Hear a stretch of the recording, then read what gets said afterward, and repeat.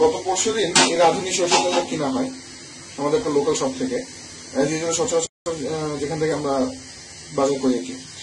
তো ওখানে একটা ফেসবুকে ভিডিও দেখলাম যে প্রাণ সরষের তেল নাকি যদি এরকম চামড়া হিসেবে জাল দেওয়া হয় তাহলে রঙও বদলে যায়, সেটা কোনো গুণাগুণ কিছুই থাকে না। তো রাঁধুনি সরিষার তেলটা কি একই কিনা সেটা আমরা আজকে দেখতে চাই।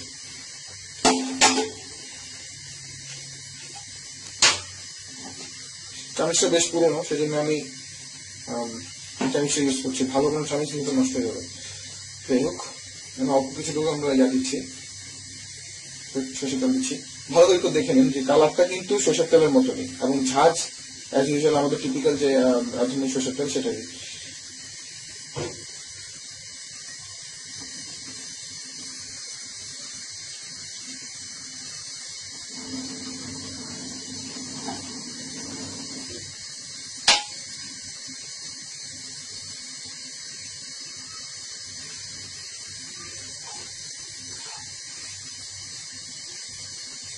গরম হতে টাইম লাগছে, দেখা যাক।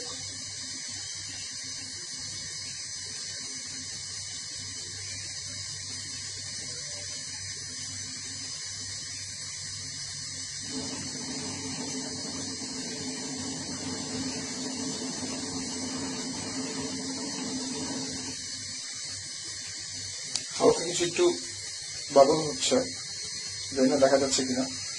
তেলটা গরম হচ্ছে আস্তে আস্তে।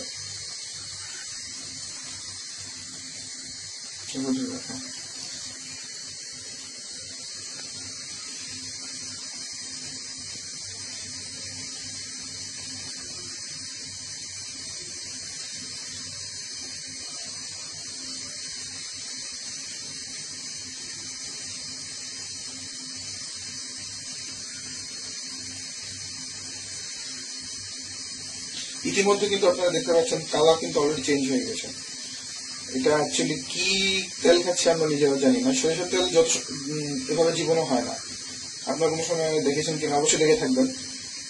কিন্তু আম্মুকে যখন ছোটবেলায় দেখতাম যে বাড়ি থেকে যখন সরিষার তেল নিয়ে আসতো, যখন সর্ষে ইলিশ রান্না করা হতো তখন তো সরিষার তেল দিয়ে জাল দিত। উল্টা দেখতাম যে মানুষ বাবল হতো, কিন্তু এরকম সাদা হয়ে যাওয়া, রং চেঞ্জ আমি কোনো সময় দেখিনি। এবার একটু কাছে এসে দেখি, এই যে দেখুন পার্থক্যটা দেখুন। আশেপাশে যে কালো দাগগুলো এগুলো এসে যে কেমিক্যাল হয়তো যেগুলো ইউজ করা হচ্ছে সেগুলো। চামিচটা আগে একটু কালো ছিল, সেটি কেননা কারণ 2-3 বার রিটেক না হয়েছে ভিডিওটা করার জন্য, তো ওই জন্য আগে থেকে কালো হয়েছিল। বাকি না দরকার।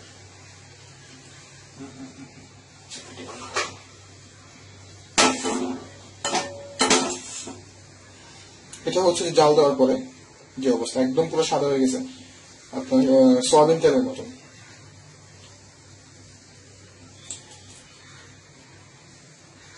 আচ্ছা, আমরা আবার বোতল থেকে ঢালি। এবার দেখুন কালারটা।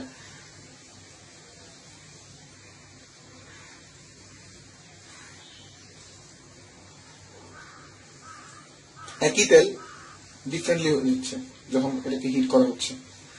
আশেপাশে যা দেখছি এগুলো হয়তো যে ঝাঁঝের যে কেমিক্যালটা দেওয়া হচ্ছে বা কালারটা যেটা দেওয়া হচ্ছে এরকম হয়ে যাচ্ছে। তো আমার প্রশ্ন হচ্ছে যে আমরা টাকা দিয়ে জিনিসগুলো খাবো, কিন্তু কেন আমাদের এইসব বিষাক্ত জিনিস খাওয়ানো হচ্ছে? এটা আমি কখনো বিশ্বাস করতাম না।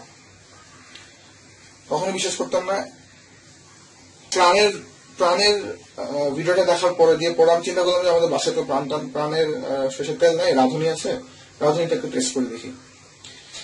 এই হইলো কথা আর কি।